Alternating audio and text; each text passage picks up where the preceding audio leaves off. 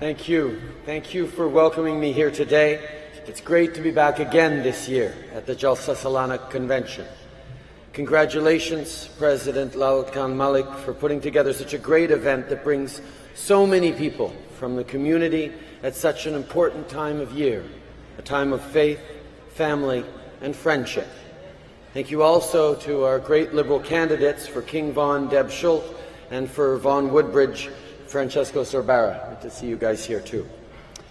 I'm delighted to be back here among the Ahmadiyya community.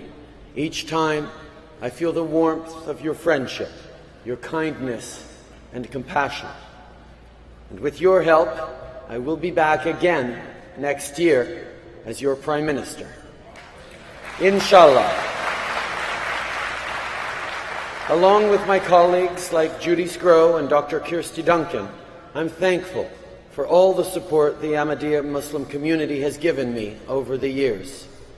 Some of my friends from the community who were there with me in Papineau for my very first election to Parliament are here today as well.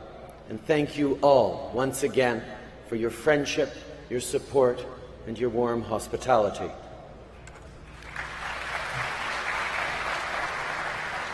My friends, today is a day to think about creating bonds and fostering unity. And in many ways, this upcoming election in October is just about that. This is an election about who has the best plan to bring real positive change to your life. And it is about what kind of Canada we want to build together.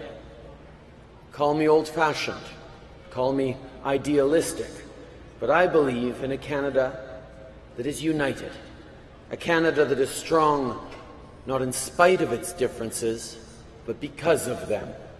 Un Canada fort, non pas en dépit de ses différences, mais bien à cause d'elles. Recently, though, these values have been somewhat neglected. I don't believe in dividing Canadians. I don't believe in using our differences as wedge issues or as ways to make us afraid of one another. Yet, that is what has been happening too often lately. Canadians are being actively encouraged to doubt the value of each other's commitment to Canada.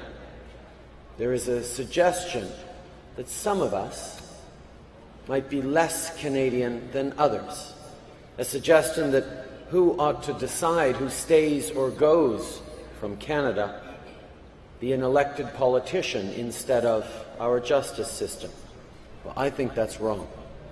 The Liberal Party will always stand strongly against anyone who believes in two-tiered citizenship. Once acquired, Canadian citizenship should not be conditional. A Canadian is a Canadian is a Canadian.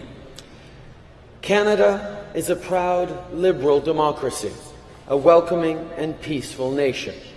Canada is a country of open hearts and open minds, of fairness, justice, and the rule of law.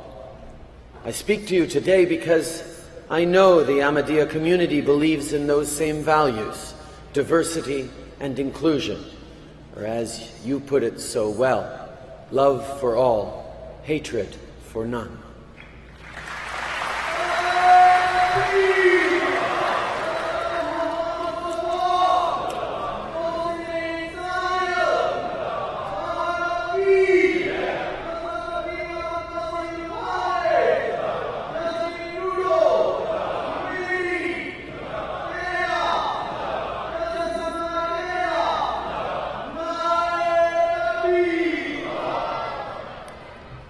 When he was in Toronto, the fourth Khalifa, late Hazrat Mirza Tahir Ahmad, said, "My prayer is that Canada should become the world and that the world should become Canada."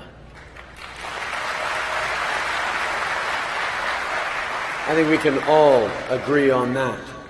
Too many people in our world are forced to flee from persecution because of who they are, what they look like, or what they believe in. Canada needs to, once again, be a strong voice against that. And overseas, that means standing up for all Canadians, and that includes picking up the phone for Mohamed Fahmy. All Canadians need to know that the government has their back. Here at home, I'm proud that Liberals were the first to stand up against the harmful suggestion that wearing a hijab is, as it has been put, not the way we do things here. Because as a matter of fact, it is. It is the way we do things here. The Charter of Rights and Freedoms guarantees that.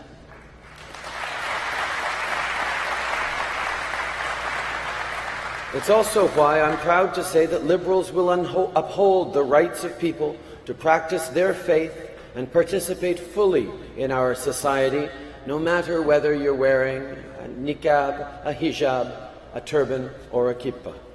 Nobody should be excluded.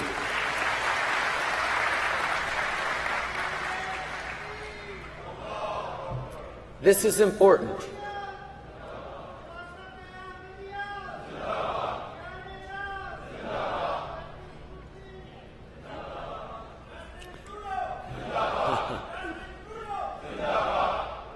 Thank you. This is important, not just for us, but for people everywhere.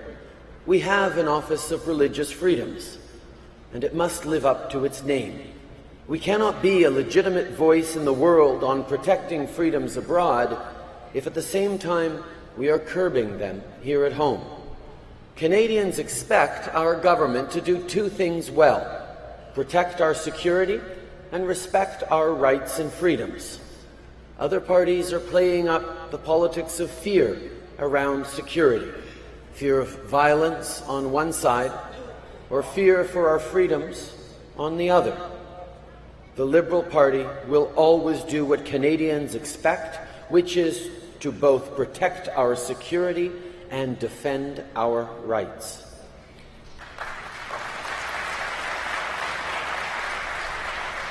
And Canada needs to pull all communities together to counter the violent aberration of Islam that threatens our youth. In this, I thank the Ahmadiyya community for having long shown real leadership in this. As Hadrat Mirza Masroor Ahmad said, the Ahmadiyya religion teaches mutual respect. I know this to be true from my long friendship with the community. The Ahmadiyya community plays a vital role in promoting the positive diversity that is at the heart of Canada's success as a nation. I have often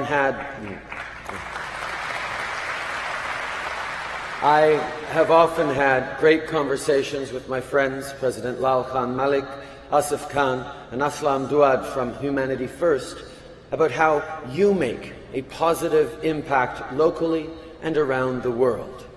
In your work, in your communities and internationally, you reflect the best of Canadian values. Values, I should add, that are shared by millions of your fellow Canadians of all descriptions. And in this way, you follow in the footsteps of so many other Canadians through the generations.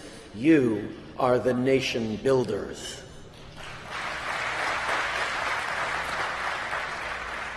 And as you know, as I mentioned before, we are in an important election period.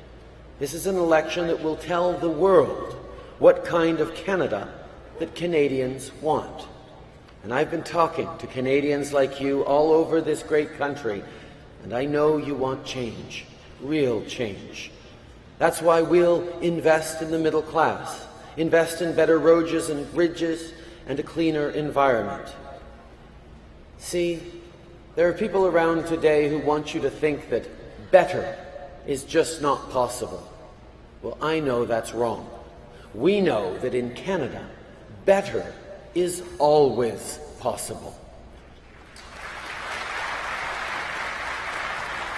We have to challenge ourselves to step up, to reach out to our neighbors, to work together to build strong, diverse communities, to create a more equal society with more opportunities for all Canadians.